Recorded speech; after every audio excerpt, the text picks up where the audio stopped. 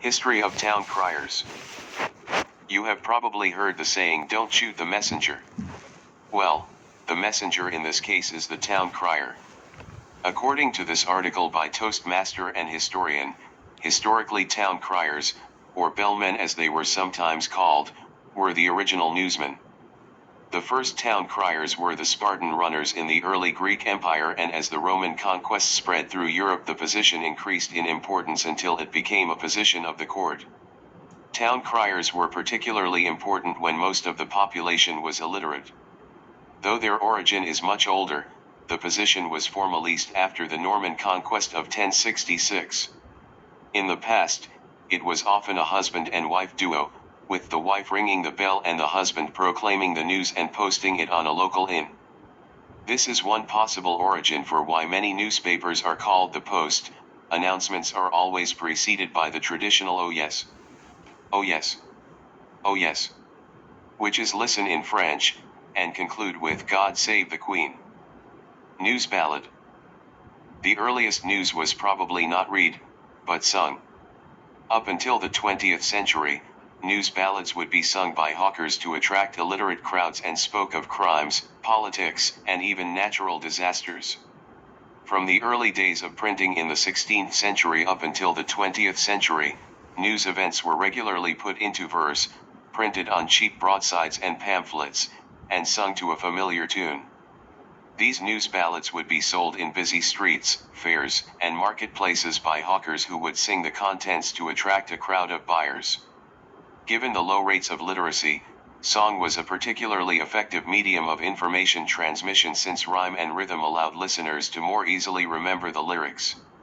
News ballads often covered a remarkably similar range of themes to modern journalism: crime and punishment, politics, military events, and natural disasters. And just like tabloid news reporting today, news songs were sensationalist and provocative, encouraging a strong emotional response in their listeners. News ballads, singing and acting out news or opinions about current events, somehow resembles TikTok videos that are meant to incense the audience and draw awareness or support for a topic. They spread quickly as they are catchy, and they often are moralistic and educational, or even just purely for entertainment. The methods might have changed, but the dynamics of influencing the public remain very much the same. There are so many different ways for the public to consume news nowadays, it is almost impossible to get just one side to a story. While this has helped us avoid biases, it has made it more challenging to piece together a simple story. People of the future will need to read through lots of different accounts to understand what really happened. We just have to hope that the most accurate version remains popular or trend long enough to stick and not forgotten completely in a few years. All the seas of the world. Set in the same Renaissance Mediterranean-inspired world as Children of Earth and Sky and A Brightness Long Ago, Kay's new novel follows Raphael ben Nathan and Nadiyan bint Dayan, merchants and privateers on a mission to assassinate the Caliph of Ibn Even. The page-turning excerpt introduces the young assassins and their conflicted history, stuck between religious war and culture of Middle East and Europe. Kubla Khan by Samuel Taylor Coleridge is a poem that describes the poet's dream of visiting the palace of Kubla Khan, a Mongol emperor who ruled over the ancient Chinese Yuan dynasty. The whole poem feels like it happened in a state of a daydream.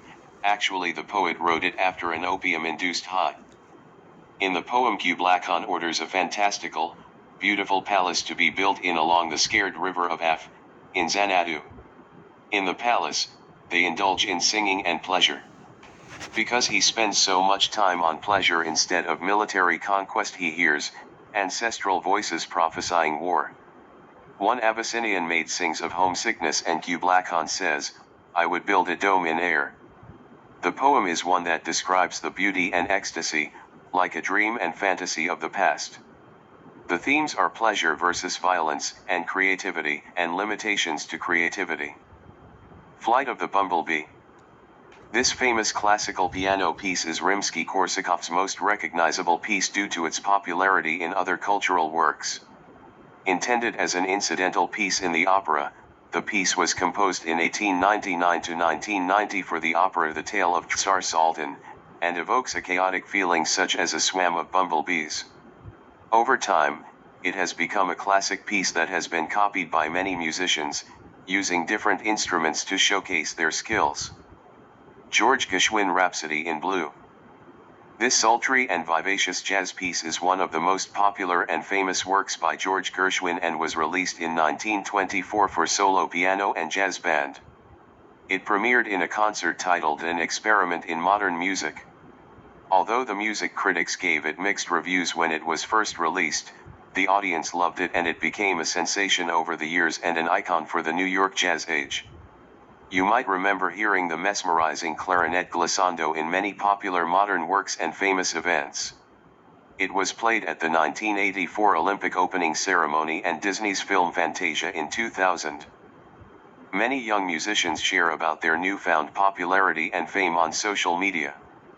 French violinist Esther Abrami, I started posting a few things, and was stunned by the reaction that I got. Suddenly you have people from around the world listening to you and telling you it brightens their day to watch you playing the violin. Nigerian baritone and lifelong hip-hop fan Babatunde Akinbaboy found fame when he posted himself singing opera to hip-hop and shortly, he became a hip-hopera sensation. Watch the video.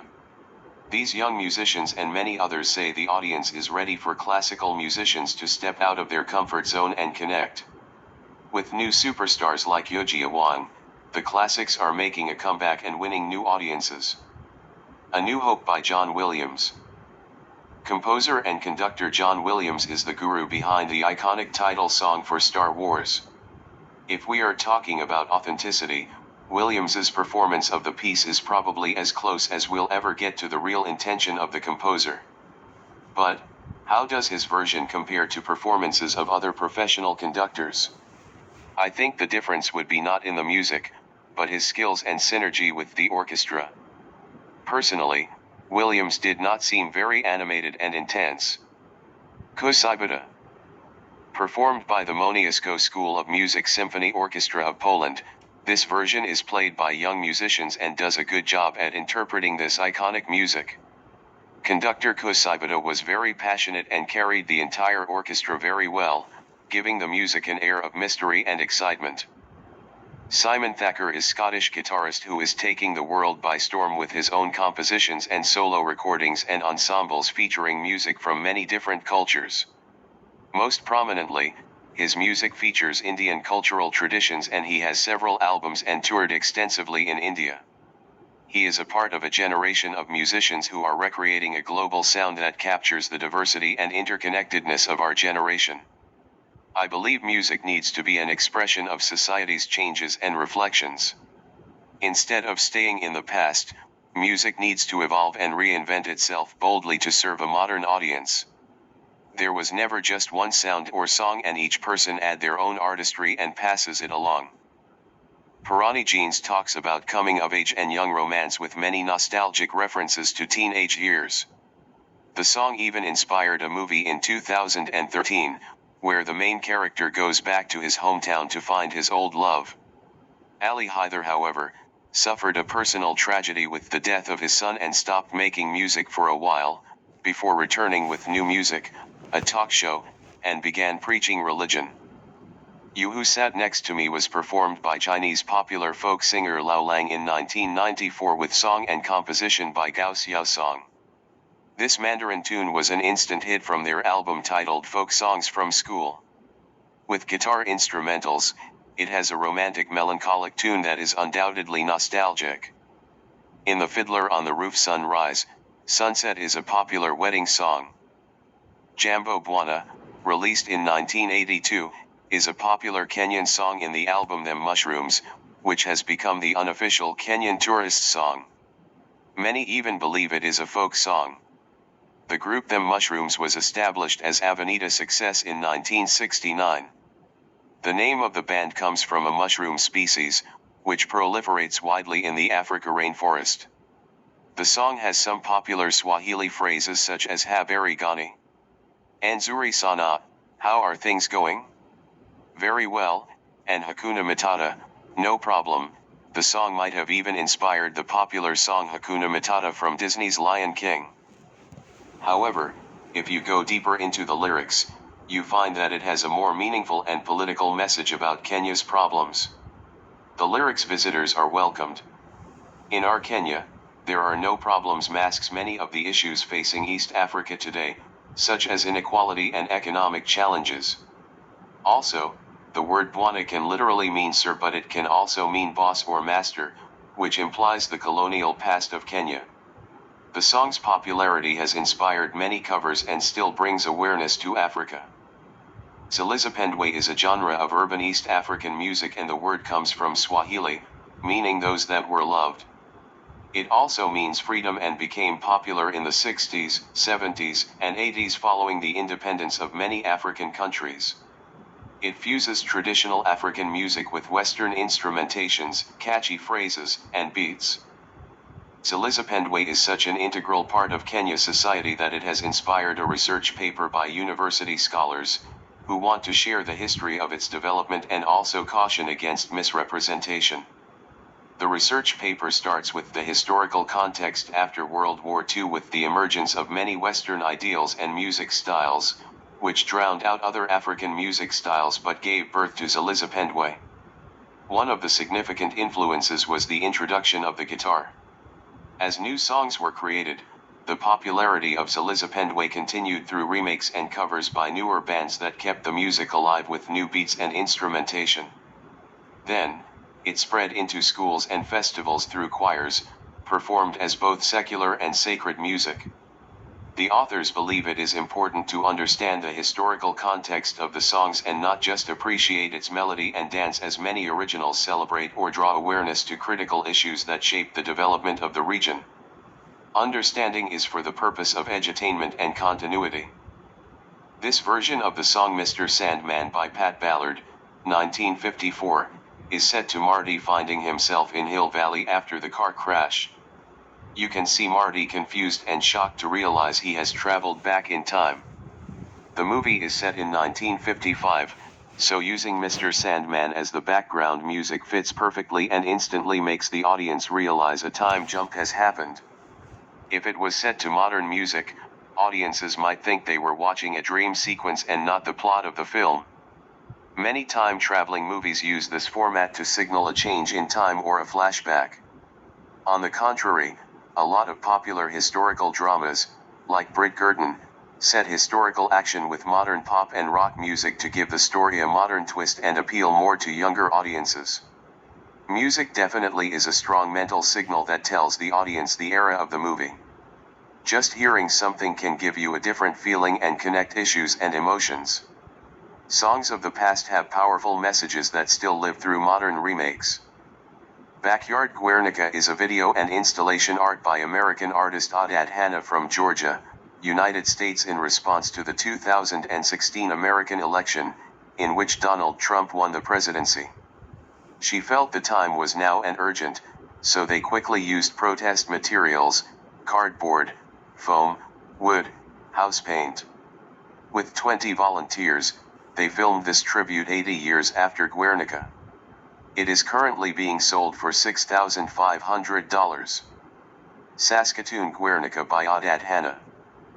Part of an exhibition in 2021 called Guernica Remastered, Audad Hanna revisits Guernica and uses everyday objects to reinterpret the iconic artwork. During the process, Hanna worked with several friends, similar to how Picasso discussed his work with poets and artists during the making of Guernica. Additionally, to bring her work to life, Hanna also filmed the process, which extends the creative boundaries and time frame of the piece. Constructed with brooms, pots and lamps, does this work still exude the same level or chaos and presents the same message? Evolution of Judith. Middle Ages Judith, virtuous, honorable, loyal. Early Renaissance Judith, political, symbolized minority overcoming underdog, David and Goliath. Late Renaissance Judith, richly adorned noblewoman, seductive and aggressive. Baroque era Judith, gory, violent. 19th century Judith, beautiful and wicked, more nude. 21st century Judith, strong women taking down oppressors. This luxurious and sensual depiction of Judith is by famous Austrian artist Klimt. Klimt gained fame in the late 1800s and early 1900s, and you might have seen his famous work The Kiss, Left. He founded the school of painting called Vienna Sezession, which focused on a highly decorative style, Art Nouveau, instead of classical art. Many of his works featured the use of gold leaf. In 2006, one of his well-known works auctioned for a record $135 million. His portrayal of Judith is not of a warrior with blood or gore, but rather as a dangerous seductress cradling the head of her victim. Kaiskama Guernica is a handmade tapestry with embroidery and applique techniques. The materials are so interesting. The brown are the blankets of the patients in the Kaiskama Treatment Center and the felt skirts of the local Xhosa women of South Africa. The pieces is the same size as the original Guernica. Designed by Karel Hofmeyr, it is made with the help of Hamburg Women's Cooperative. The dynamic work was displayed at the Venice Architecture Biennale in 2012. Charlotte Corday by Paul-Joachim Baudry. This is one of the more popular renditions of the famous scene from another angle and in a less biased view. Painted in 1860, nearly 70 years since the actual event, it turns the camera to Charlotte standing innocently in front of a map of France. She could represent a victim of the French Revolution or a foolish young woman. The painting pays homage to Jacques-Louis David's work with the same wooden table and green towel. The blood is less highlighted, and the knife is now more accurate. According to the police report, the knife was black. The artist Baudry was known to be a loyal neoclassical painter who repainted many works by masters, such as Michelangelo and Raphael. James Aliprandi Death of Marat. While David's original version characterizes Corday as a killer, Aliprandi's version seemed to paint a different picture with Corday as a heroine. According to the article, in French depictions, Marat was portrayed as a martyr, a modern-day Brutus who helped slay the king. However, in England, and for counter-revolutionaries, Charlotte Corday became the modern-day Brutus, having assassinated a bloodthirsty despot. The method of engraving and coloring was more complex, and the intended audience was more sophisticated based on the bilingual message at the bottom. But, where is the bathtub? What about historical accuracy? Well, the engraving was done only 8 months after the original event, thus, the details may not have made its way to England. By showing Corday stabbing Marat in a chaise longue, it shows her virtue against a symbol of seduction. According to the San Francisco Opera, born in Italy more than 400 years ago during the Renaissance, opera, a combination of vocal and orchestral music, drama, visual arts, and dance, has been inspiring people for ages. That's the short answer. The Italian word opera means work and is the plural form of the word opus. It originated from the Renaissance, with a group of Florentine statesmen, artists, and writers called the Florentine Camerata, who wanted to recreate the Greek dramas through music. The first opera was Daphne by Jacopo Peri in 1597. Operas split into two major types, opera seria, which were formal and sponsored by the upper class, and opera buffa, comedies. In the Baroque period, 1600 to 1750, opera flourished and became grander. Famous composers included Handel, and all the parts were sung by males, sometimes castrated males to preserve their soprano voice. Today, these parts are sung by women. In the classical period, 1750 to 1830, opera evolved with more realistic plots and less excessive vocal display. Mozart was the ultimate composer with his famous masterpiece The Marriage of Figaro. As opera progressed in the Romantic period, 1830 to 1900, opera became extremely popular. Grand opera featured bel canto, meaning brilliant singing with simpler harmonic structures. Famous composers include Gioacchino Rossini, The Barber of Seville, Gaetano Donizetti's Lucia de Lammermoor, about forced marriage and murder and madness, and Georges Bizet, Carmen. In that period, operas split into two main styles, German and Italian. Italian notable works include Giuseppe Verdi, La Traviata, about Violetta, a beautiful courtesan who is fatally ill with tuberculosis. The German style was dominated by Richard Wagner, who wrote a 15-hour opera called Ring Cycle, Das Rheingold.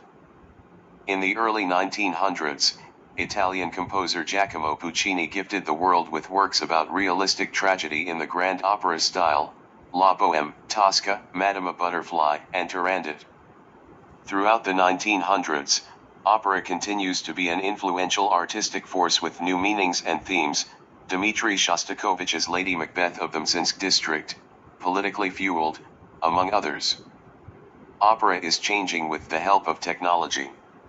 For the world premiere of Somnium in Hong Kong, this new opera featured multimedia and robot rovers.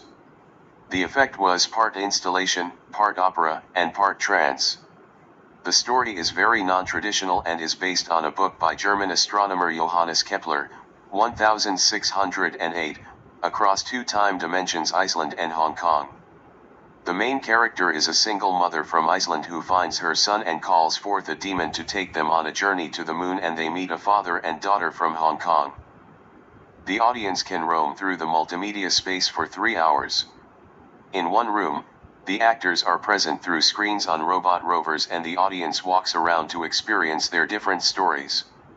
The other room has a big giant moon and beanbags for people to dream and immerse themselves in the music. Can't judge this, but this is definitely nothing like traditional opera. Opera takes a new form in the performance of Rigoletto during the pandemic in the Kaleidoscope of Culture Festival in Novi Sad, Serbia. Instead of being in a grand opera house, the show was done outdoors and for audiences around the world through live streaming. This is just one of the ways that opera is adapting and reaching new audiences, and we think it is a good development as it brings comfort and interest to people during the pandemic.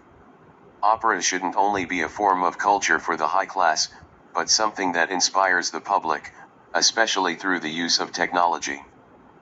Black suits, shirts, and long ties will replace the traditional white tie and tails, while full-length black dresses, skirts, or pants remain. Traditionally, orchestras always wore the same kind of clothing as their audience to bring together a closer bond. Since the mid-19th century, orchestras have been wearing white tie and tails, which reflected the way that wealthy American audiences dressed. And, since then, that habit stuck, and most orchestras wear white tie and tails for performances. However, as the time are changing, so is the dress code. Most are changing to be slightly more casual and welcome the change. However, a few patrons believe, seeing the orchestra dressed in something we don't see every day is what makes it special. Most believe removing the dress code would make the musicians seem more approachable. House Minority Leader Hakeem Jeffries, D. New York, has just become the first African American to lead a party in the history of Congress, and he is already getting calls to run for the next president of the United States, all thanks to a riveting, almost rap-like speech that threw shade at the Republicans, which he delivered to the newly seated House of Representatives. The speech is definitely cool, and we call the ABC of politics. It also happens in the United Kingdom. Prime Minister Liz Truss has been compared to Margaret Thatcher. Unfortunately, there is little to say about her because she was only in office for a mere 15 days. Thus her office has been compared to the expiration of lettuce. Her successor is Rishi Sunak.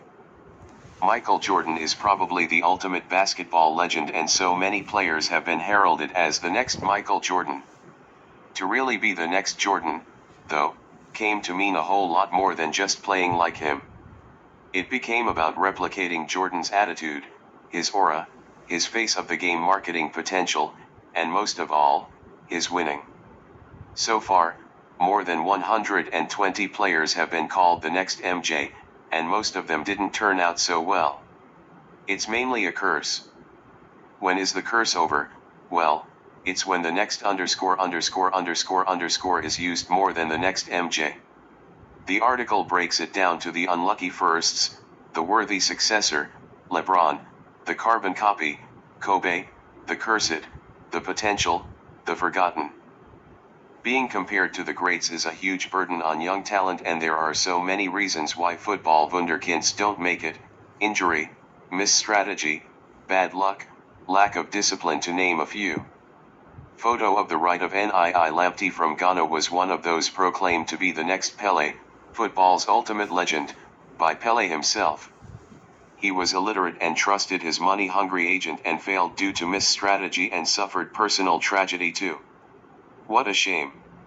Another player was Freddie Adu, also Ghanaian, who just never had an opportunity to develop his potential. This is also true to Curlin, who invented the seal dribble, bouncing the ball on the head and getting past opponents, but couldn't launch his career further. The same is true for next Messi Bohan Krikic, who is hopped between several continents. If you compare me with Messi, what career did you expect? Sometimes being mentioned in lines with the greats is an honor, but for the youths, it is more often a curse. Juneau is the state capital of Alaska, and the building includes an observation room for visitors for its own time capsule. First closed off in 1994, the 9 by 6 foot chamber is packed with thousands of pieces of memorabilia, interesting and personal, contributed by citizens. The capsule is scheduled to be open in 100 years. In the 1939 New York World's Fair about future technology, the Westinghouse Electric and Manufacturing Company built a torpedo-shaped cylinder inside a 50-foot deep immortal well on the site in Flushing Meadows. Originally nicknamed Time Bomb, a Westinghouse publicist coined the now famous term time capsule. It is scheduled to be opened in 6939 AD, 5,000 years after it is buried. It includes everyday items, Beatles records, a bikini, Camel cigarettes, a plastic Mickey Mouse cup, and a letter by Albert Einstein, who wrote, "People living in different countries kill each other at irregular time intervals, so that also for this reason anyone who thinks about the future must live in fear and terror."